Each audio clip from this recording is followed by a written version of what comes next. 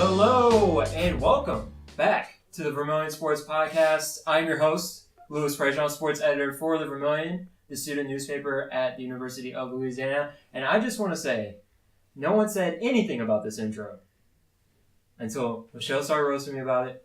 Then I did it. CJ's laughing. I mean, it's just...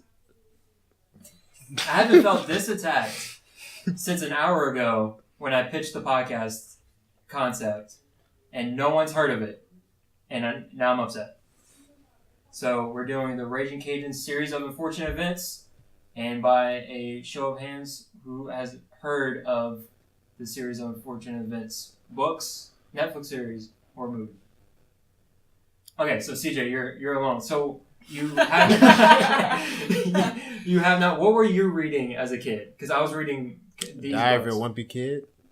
Wow, that's good. What? Yeah, man. Captain Underpants. Okay. Yeah, I mean, what else? Do we have book takes? Anime. Naruto? Well, manga. Technically manga. Yeah, okay. I was just trying to think because I felt attacked when no one was really down with the concepts because all the talking points are in the style of the book titles, you know, with alliteration and whatnot. I thought I was being creative, but it turns out I was trying too hard. But that's okay. We're here to talk about everything that kind of went wrong for the Ragin Cajuns this weekend. But there are some positives in this episode. We always try to keep it positive, but it was kind of a series of unfortunate events throughout Ragin Cajuns athletics this past weekend. I'm here with sports writer Charles Long. You're kind of selling it short. Like, no one won this weekend at all. Except for the softball team. They won a little bit, and the basketball team won their first game. But, man, we have a lot of gloom to get to. Sports writer Lachelle Smith. It wasn't that bad to me. You know, I think I see the positives in it. You know, you win some, you lose some. Okay. It's all good. They lost a lot. Sports writer Matt Lamar. I prefer Maddie, thanь you. Maddie Martin. Sorry, the stands are gonna come out on Twitter. Don't expose me like that. I'm not exposing you. Maddie. Well, some of the losses were expected. Others were not. I'm not going to name any names yet. But... All right. Oh, saving it. So don't expose you, but expose everything else. Sports/news writer CJ Williams. What's up, man? I think the softball team's going to do well off of these losses. Do you feel like you cursed the softball team? No, I don't. We have to go back to the Vermilion Sports curse because this is a real thing. Because what we did to the softball team, that's our fault. They lost the games because of us. No, Lewis. No. They lost because they didn't score enough runs. Oh, okay. That's it. All right. CJ, are you saving your food take for last? Yes. All right, you're saving your food take for last, but we're going to give you a little teaser. It's vegetables, which I don't think we've gotten to that point yet. So maybe the food takes are going to have to die a little bit. I don't know. We're at the point of vegetables. I mean, vegetables are important, Lewis. You not eat vegetables? I eat vegetables. Okay. I eat vegetables. All right, we're saving it for last, but let's talk about the series of unfortunate events, starting with Ragin Cajuns baseball. The 1-6 start by the Louisiana baseball team is in the style of book titles from the books that I loved as a child. Not we loved as children, because I'm the only one that read them. All right, Charlie. First up, we had the tight Texas trip. We talked about it. It was tight, but coming away 1-2 when you could have came away 2-1. Well, Texas came here. Right, that's what I meant. Yeah, right, right. You're right. Sorry about that. No, it's okay. I understand the alliteration attempt, but yeah, I mean, starting off 1-2 against a good Texas team, you know, you saw the talent was there. They could have easily gone 2-1, and won that series. And then this week was quite possibly the most hair pulling, frustrating, just aggravating event. Game after game after game was just super depressing. But right. Now the Cajuns find themselves at 1-6. Yeah, so. we already talked about the Texas series, but we have the Ruston Ruse, which that game kind of ended in a controversial way for some people, especially if you're a Ragin Cajuns fan. That kind of ended in a way that just wasn't favorable. Can you kind of explain what happened? Yeah, I guess we'll get into that before talking about this weekend. Yes. So the game against La Tech and Ruston was pretty quiet for most of the game. The Cajuns pitchers kept La Tech's hitters pretty silent for most of it. They took a 1-0 lead early. La Tech scored 2 runs on a 2-out hit in the 5th inning, and they took the 2-1 lead. And the Cajuns didn't get back into it until the 9th inning, where they had a perfect opportunity to take the lead. They tied the game up with 0 outs, and they had men on 2nd and 3rd with 0 outs with the game tied. They could have taken the lead in the 9th inning. They would have won the game. They didn't get a run in that situation, which is just unexplainable. Honestly, it's like the percent chances of them not scoring at least one more run in that situation are so low, and they still figured out a way to do it. But then the controversy came in the 10th inning. We went into extra innings against La Tech, and they ended up scoring the game-winning runs late in that game. But they got 2 extra outs by the umpires in the game. There was a check swing that the player went with 2 strikes, and it wasn't called, and they gave him a walk. And then there was an interference, a sliding interference that wasn't called. Hunter Castles was going to try and turn a double play. The player slid into him. He couldn't turn the play. Usually that's supposed to be called an interference, and it renders 2 outs, but they only called 1 out. La Tech went on to score the winning run in the 10th inning. So, frustrating little trip to Ruston, but it only got worse. It only got worse as we go to the Huntsville Horrors, not to be mistaken with the Amityville Horrors or anything like that. That's originally what I was thinking you were going off of. And that's fine. That's fine. But we're here at the Huntsville Horrors with the Sam Houston State series. Sam Houston State, you got to give them credit. They're a good team. They were ranked 40th nationally in the first preseason collegiate poll rankings. I think at this point, they're 6-1, so they're a very good squad. Yeah, we kind of knew that was going to be a competitive. I think they're 5-1 actually, but they're a good team. Yeah. They're no joke. But this series was so brutal to watch. It was awful. Like the first game, the Cajuns had a 5-1 lead heading into the 7th inning, and in the course of the first 7 innings, they only gave up 1 or 6 innings. They only gave up 1 run. Over the next 3, they gave up 6. And Sam Houston State scored 6 unanswered runs, and they went on to win in the bottom of the 9th on a walk-off 2-run home run. So that was just like, man, another win wasted. And then the next day was even worse because the Cajuns held a 6-0 lead, and they blew that, and they lost 9-8. And I'll say this. Listen, how does that happen? The bullpen is a dumpster fire. It's a disaster. I'm not going to mince my words. It has been awful so far this year. In the Sam Houston State series, out of the 25 runs that they gave up, 21 of them came after the 7th inning.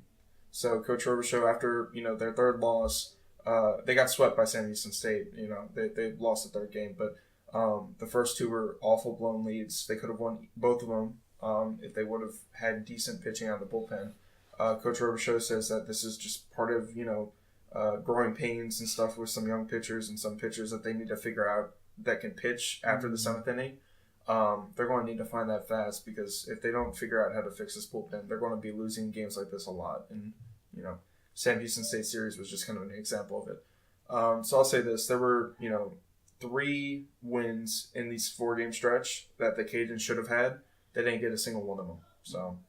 I mean, even the 4th one was decently controversial as well. Jay Walker, the broadcaster for the Cajuns, I was listening to his broadcast, and the Sam Houston State took a 3-2 lead late in that game, and they took a 4-2 lead in, I believe, the 8th inning, the bottom of the 8th inning.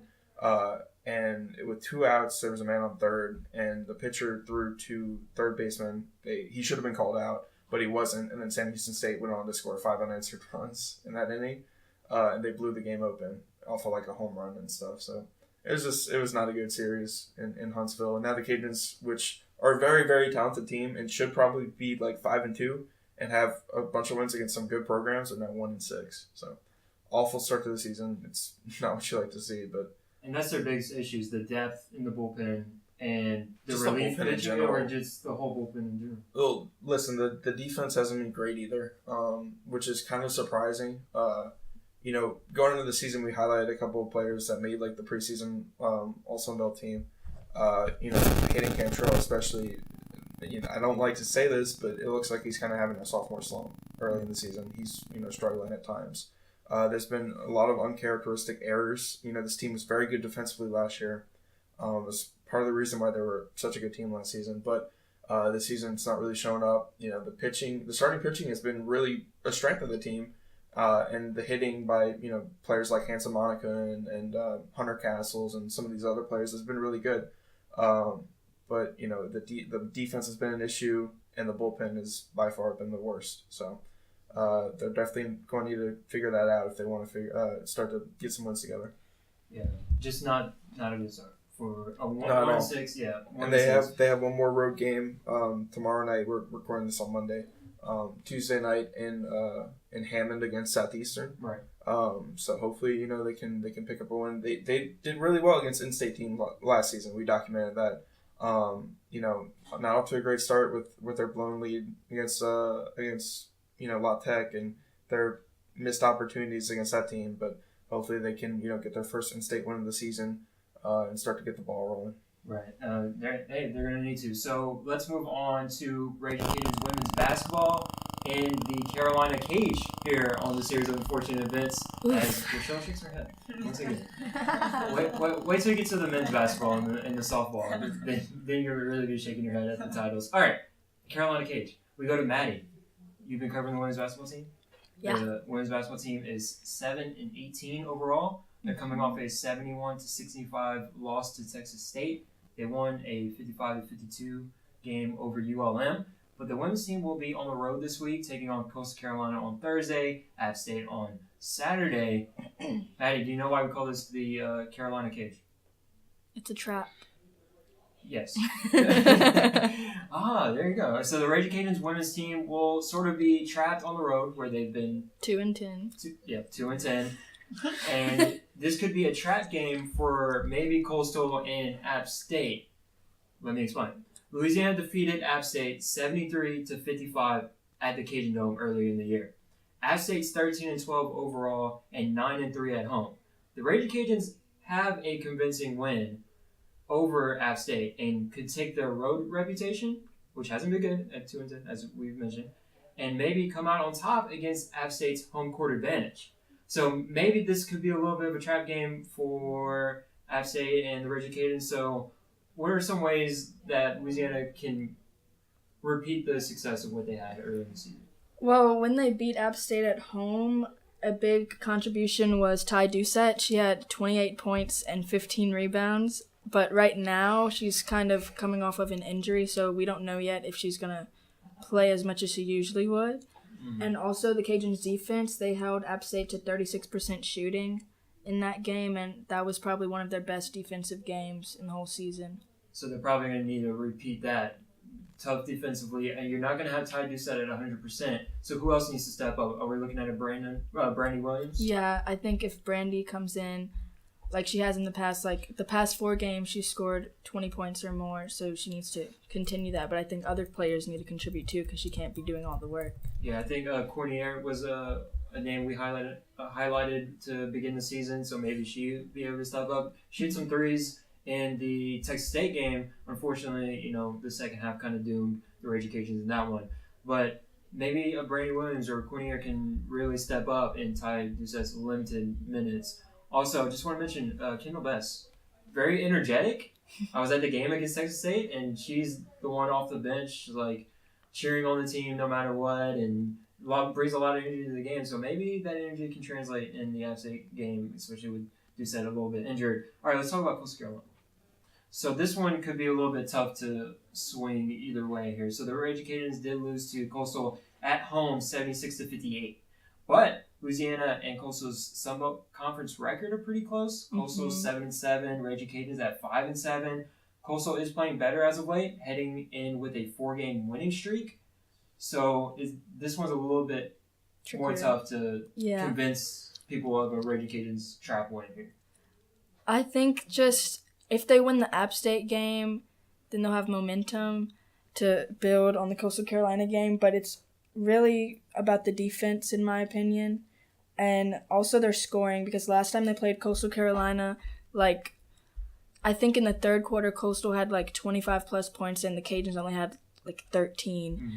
And it's always that third quarter, in my opinion, where they just come out sluggish after the half, where it should be the opposite. Yeah, we kind of saw that against Texas State because Louisiana did build a lead in that game and then it fell apart in third and fourth. So it is those second halves. So, I mean, what are ways Louisiana loses these two games? And they're trapped in this continuing slump on the road. Just what would you say are the reasons they lose these two games? Not consistently scoring, relying too much on one player to do all the work, and then just defensive play not being consistent throughout the whole game. Yeah, I think it's when they hold opponents under 60 or around 60, that's when they really have their best chance to win. And you kind of saw it. I mean, when they held App State to 55, they held ULM to 55, and those were wins. So they need to hold opponents under 60 points. So we'll see what happens. Fingers crossed. Will they be trapped in the Carolina cage, or will they be the trap for App State and Coastal Carolina? There you go. Not to be cheesy, but there we go. All right, men's basketball. CJ, this one is the helpful home. Louisiana's 9-3 at home this season, 5-7 away. They will play Coastal Carolina on Thursday and App State on Saturday for their final home games of the season. They're coming off a 64-62 loss at conference leader Texas State. That can be described as an unfortunate event that happened at the end of the game. And we're all going to weigh in on this, but I want CJ to weigh in on what happened at these away games. Specifically Texas State? Yeah. They got down really early in the game. They didn't start out very well, and they didn't shoot the ball well enough. That would be the two things that I would say happened in the game. I was encouraged with the way they played on Thursday, especially since it was not at home, somewhere they've struggled on the road. So I thought they played a little better against Texas State, but they put themselves into a hole. They climbed out of it, but you put yourself in a hole like that on the road, you can't expect to win games, whether it's by 2 or whether they stayed in the hole or what. Comeback, 20-point plus comeback victories don't happen very often. So discouraging is continuing inconsistency from this team that could probably have 3 or 4 more wins right now, you'd think.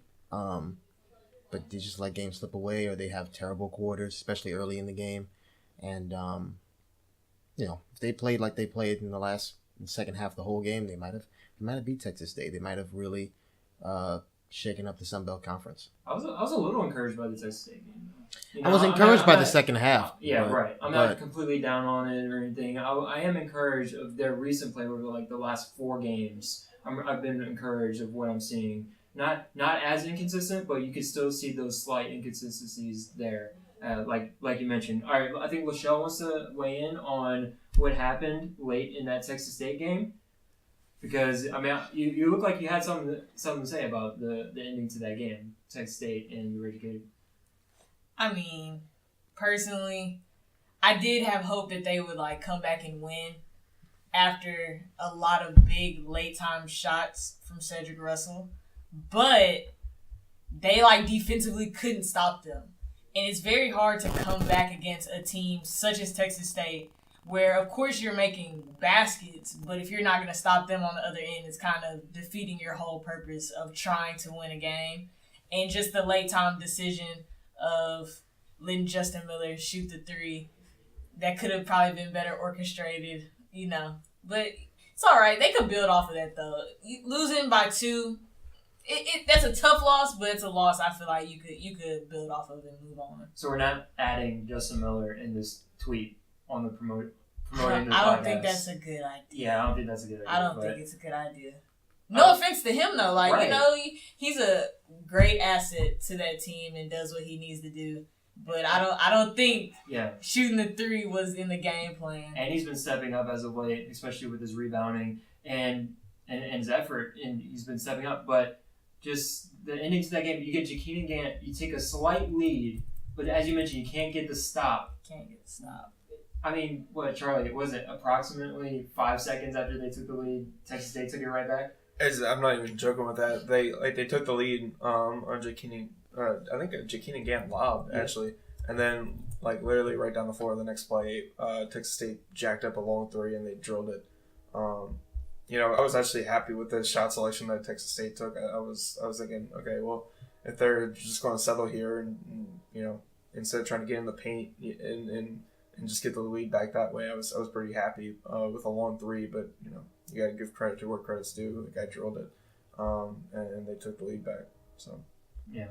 So I want to talk about, you kind of had some thoughts about the late time decision. Do you call a timeout? Do you not call a timeout? Do you just go? I want everyone to weigh in on this. I don't know what your kind of thoughts are in this scenario. So we'll start with Charlie. Where do you lie on this? Well, let me kind of paint the scenario.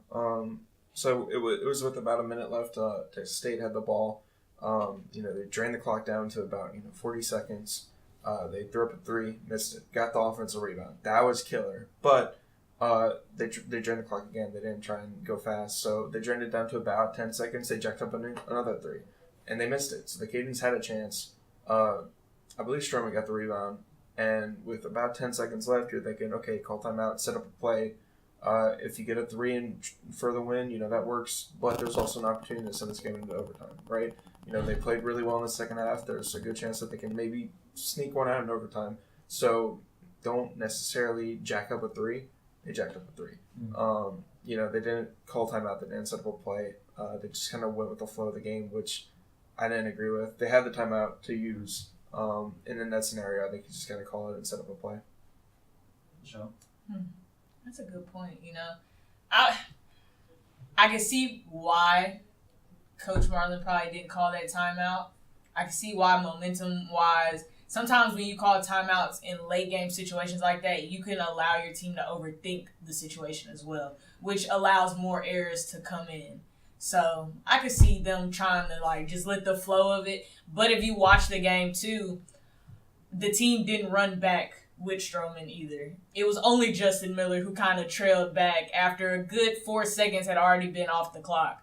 So I don't know if it was just a miscommunication. I don't know if that was something they did not discuss prior. Was it, because just how it was, some of them already acted like the game was already over instead of trying to make the effort. I think they expected the timeout. I think, and that's maybe what the disconnect was, because I don't think it wouldn't have been hard to draw up a good play even for Jakeenan. He had a very tough game.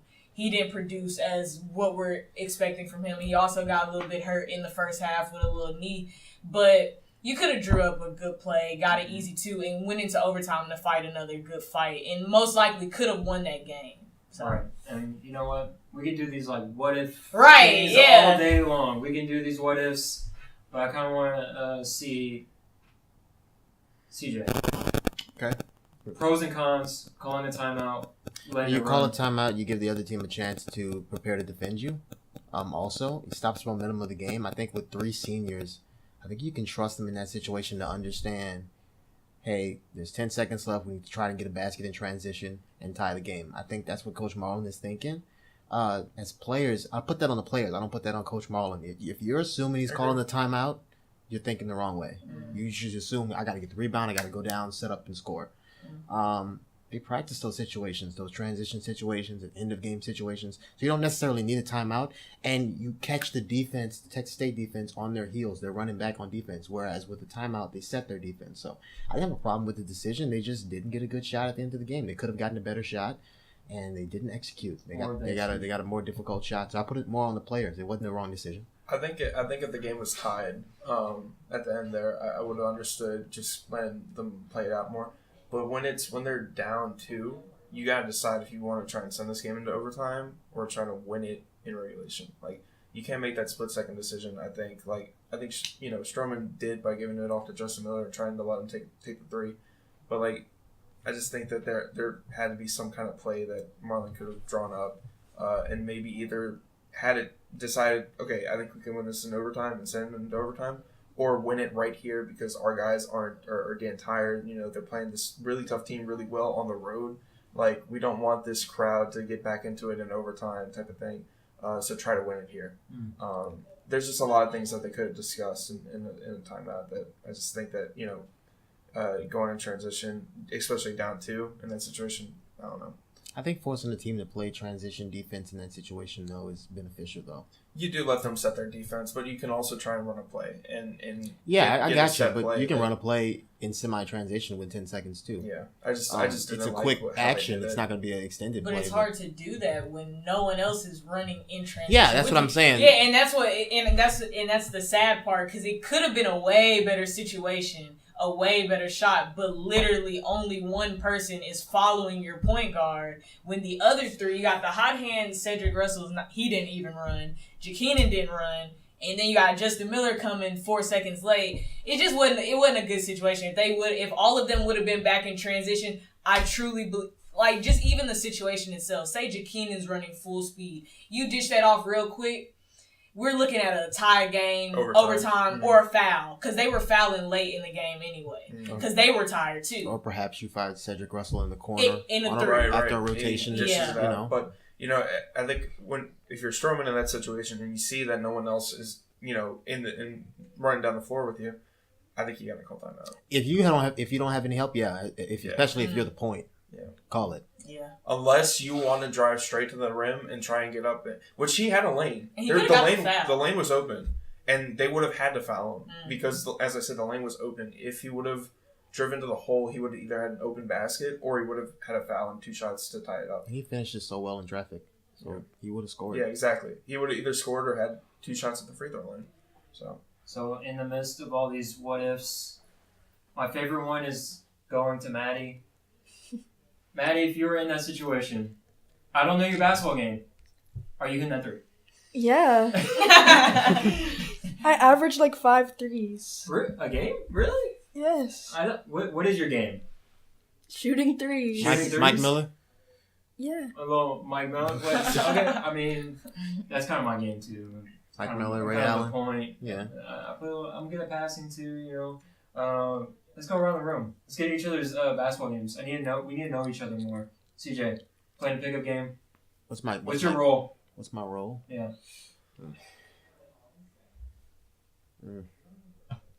Should we come back to you? Yeah. Yeah, we'll come back to you. Michelle, playing a pickup game. I'm definitely a 2 guard. But they used to make me learn how to play like down low too. So I know how to post up and everything. Oh, this is tough. I'm Paul George. Whoa. I can shoot. Yeah, I can shoot. But I'm also long, so I can definitely get to the basket whenever I feel, and I can post up. So I'm Paul George. Are you trying on defense in a pickup game?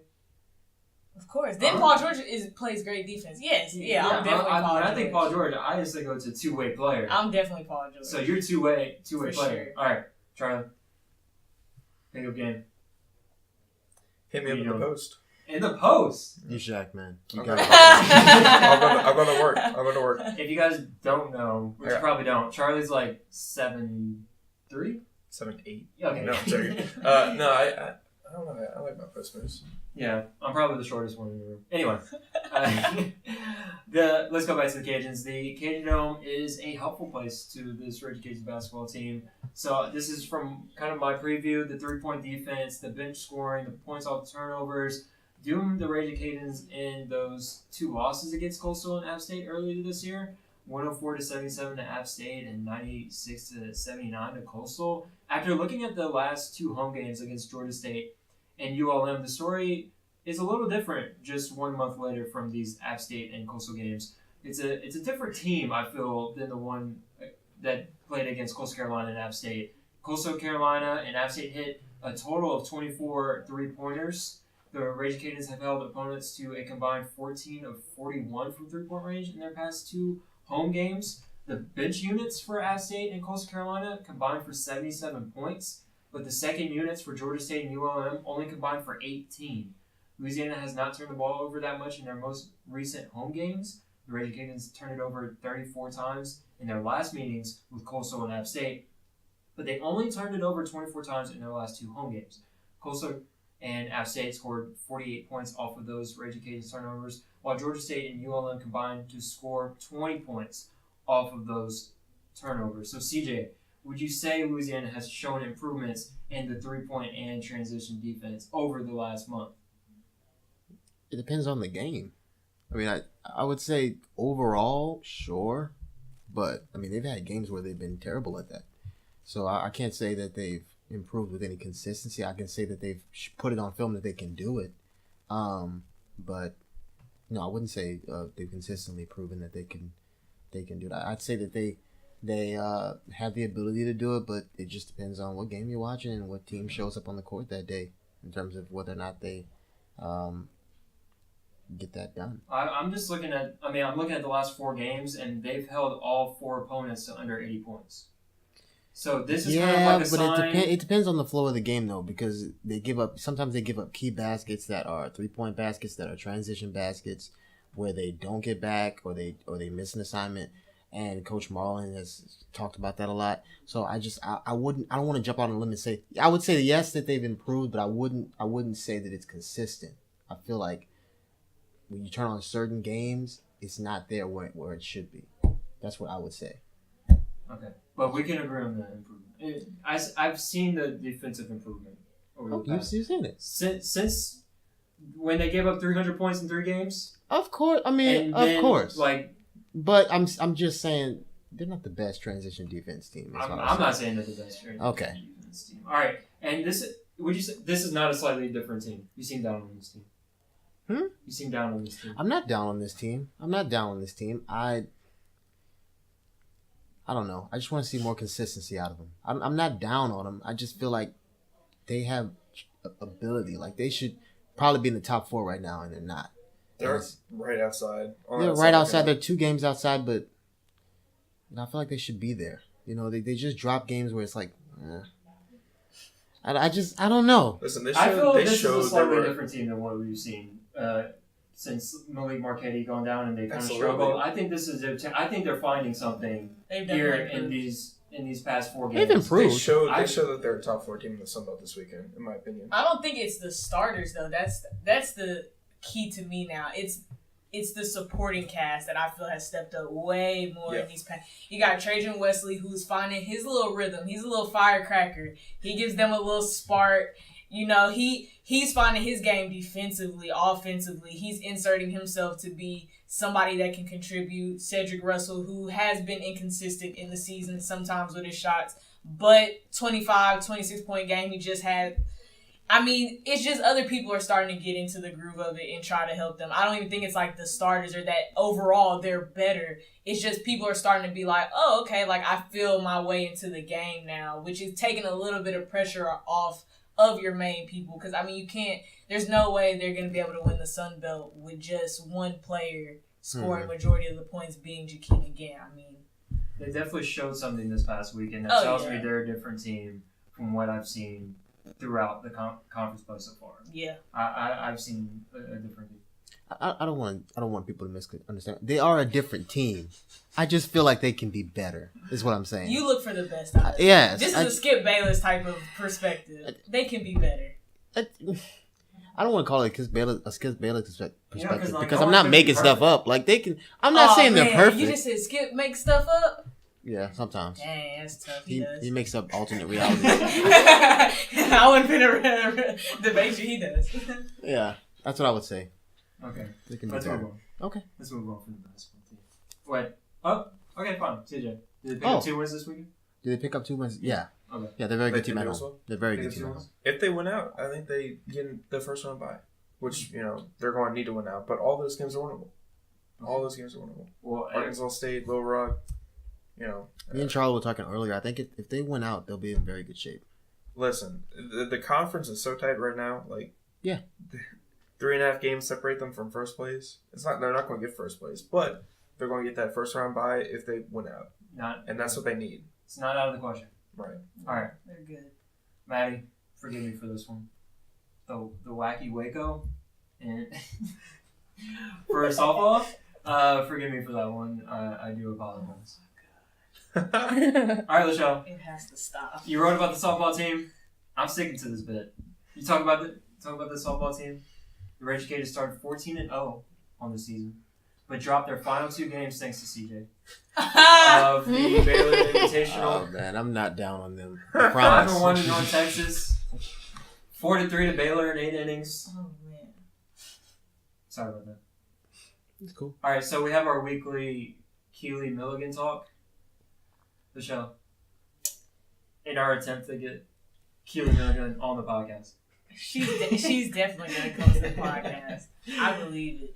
She's just too busy stealing bases right now. 24 of 24 on the season. That's absurd. That's absurd. That's yeah. Is there some kind of record nationally for that? Like, is she in leading a row? stolen bases like in the nation? She has to be. I'm on it. Well, she came in over 90% at Texas A&M on completion of stolen bases.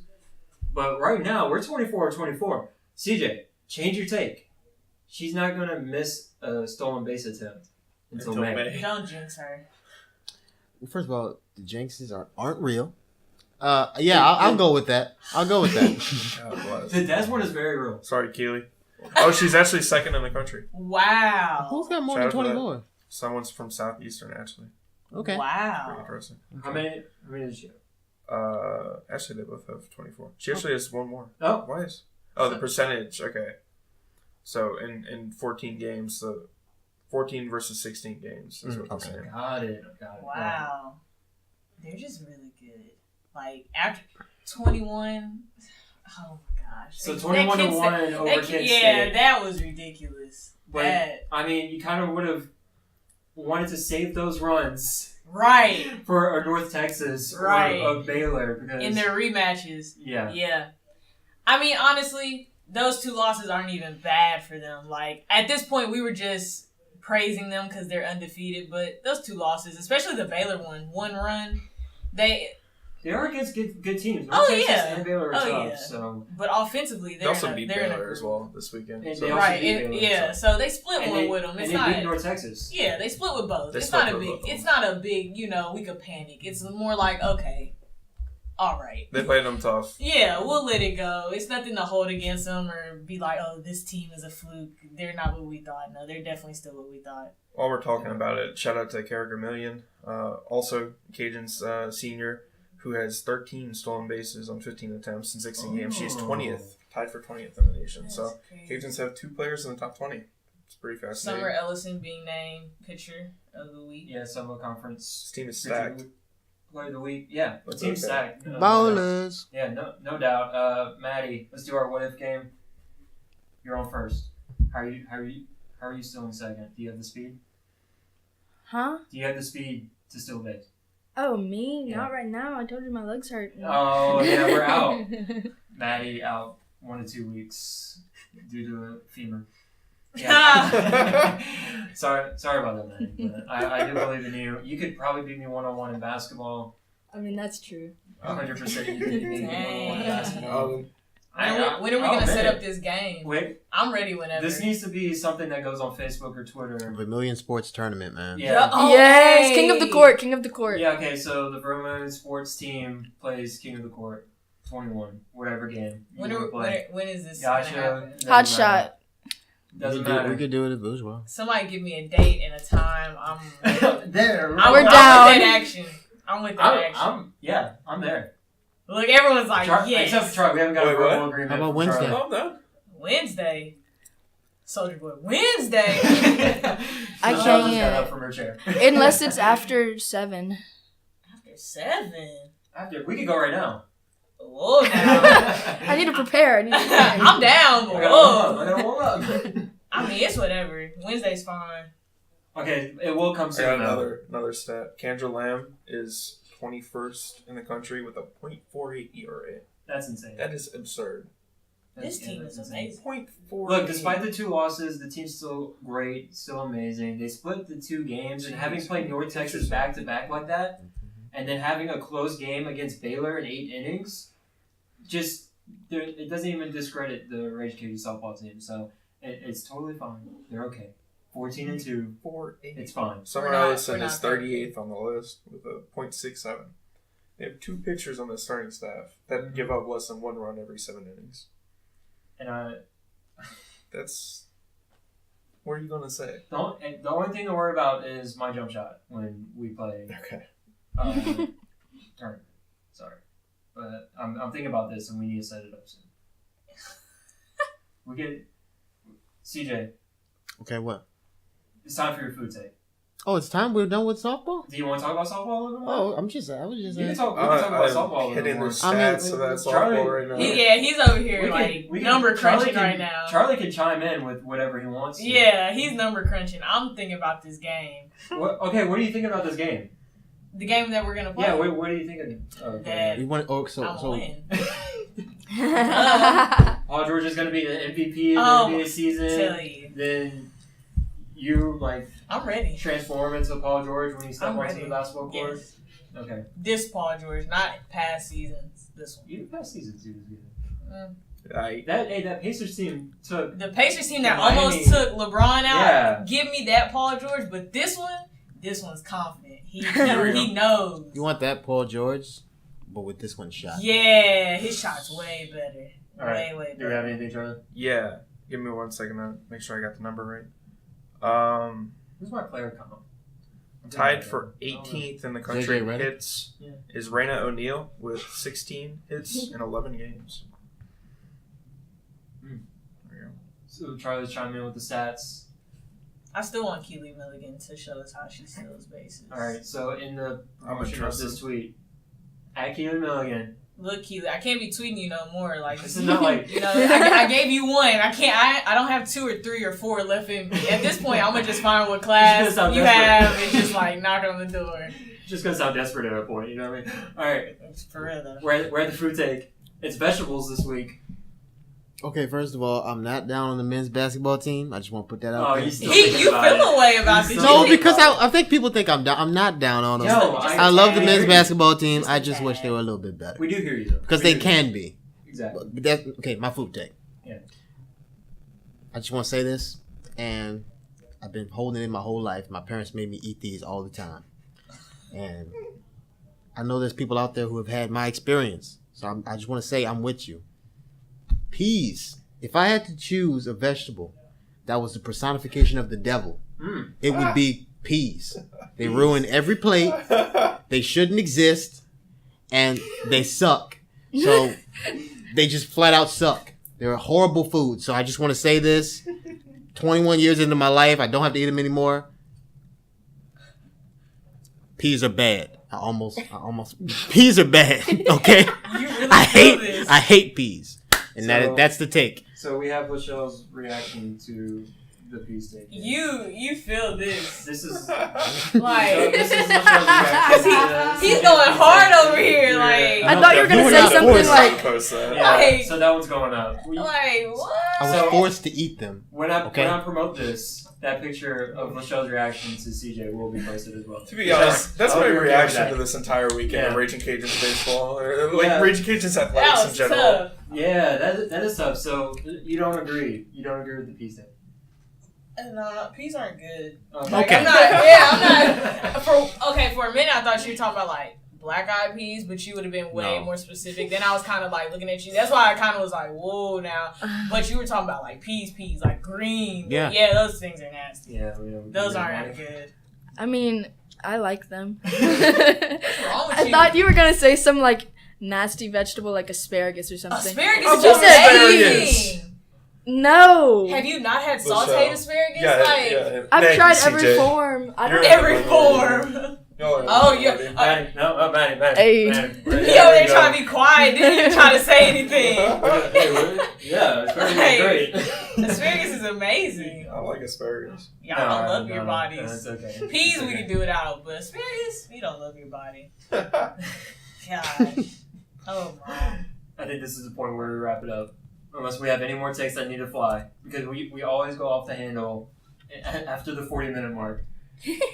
We believe in bounce back week. Mm. All of our teams are going to win this weekend. All of them. At least once. At least once. Women's basketball is going to win at least one of them. I like Come on. it. I like the optimism. Oh, And okay. Cajuns basketball is going to sweep. Cajuns baseball is going to get back on track. Softball is going to get back to their winning ways. It's going to be a good weekend. It's going to be a good weekend. Knock on wood. Fingers are crossed. Mardi Five- Gras break. Mardi Gras. Yes. Oh man, We won't be recording on Mardi Gras. that sucks. Do we have For those of you who don't know, Mardi Gras is something that only the South has. So Yeah, Yeah, okay, there you go. Matt, Do we need to For all our New Jersey listeners Yeah. out there. do All we need our to, Wyoming Wisconsin, fans. yeah. do we need to promote a King of the Hill game right here? Are we gonna do it? We're gonna promote it. Okay, King of the, what day? We're gonna figure it out after we wrap up recording. It needs to be done. Fantastic. I'm ready, It needs to be honestly. done. Like, We can do a series of games and upload the series and upload all of it to Facebook or YouTube and Twitter and all that. Fantastic. It's gonna happen. It's gonna happen. All right, that will do it for this episode of the Vermilion Sports Podcast. You can pick up the Vermilion newspaper around the UL campus. New editions come out every Wednesday. Also, check out other stories and news on thevermilion.com. Follow us on Twitter, Instagram, Facebook, and subscribe to our sports YouTube channel. And, well, you can see us five go against each other on the basketball. That's going to happen. And it sounds like Lachelle's the most confident. duh. I have no other choice. Come on now. All right, I'm not confident. I'm the least confident. Young kids out there, if you have a plate of peas, flush them. Don't put them in the garbage. Oh. All right, that is Flush all. them. That is all for this episode of the podcast. Flush your peas, and thank you for listening.